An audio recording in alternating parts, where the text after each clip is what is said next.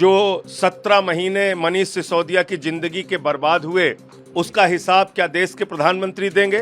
BJP के लोगों का मकसद सिर्फ एक है, विपक्ष के नेताओं को पकड़ पकड़ के जेल में डालो। मनीष सिसोदिया के घर से 1 रुपए बरामद नहीं हुआ था, उनका कोई प्रॉपर्टी नहीं मिली, कोई गहना नहीं मिला, कुछ नहीं मिला, आपने 17 महीने जेल में रखा।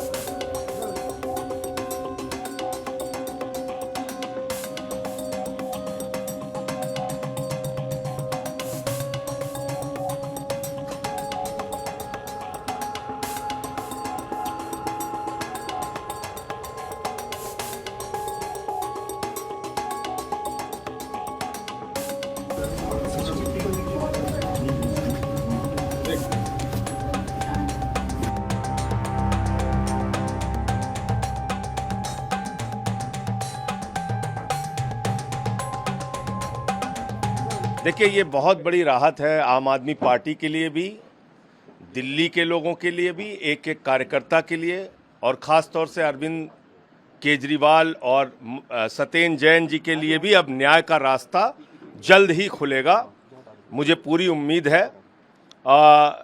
जो 17 महीने मनीष सिसोदिया की ज़िंदगी के बर्बाद हुए, उसका हिसाब क्या देश के प्रधानमंत्री देंगे?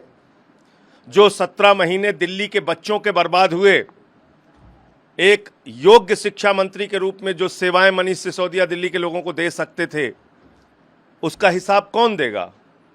आज मैं प्रधानमंत्री जी से पूछना चाहता हूं, आपका मकसद, बीजेपी के लोगों का मकसद सिर्फ एक है, विपक्ष के नेताओं को पकड़ पकड़ के जेल में डालो। मनीष सिसोदिया के घर से 1 रुपए बरामद नहीं हुआ था, उनका कोई प्रॉपर्टी नहीं मिली, कोई गहना नहीं मिला, कुछ नहीं मिला, आपने 17 महीने जेल में रखा।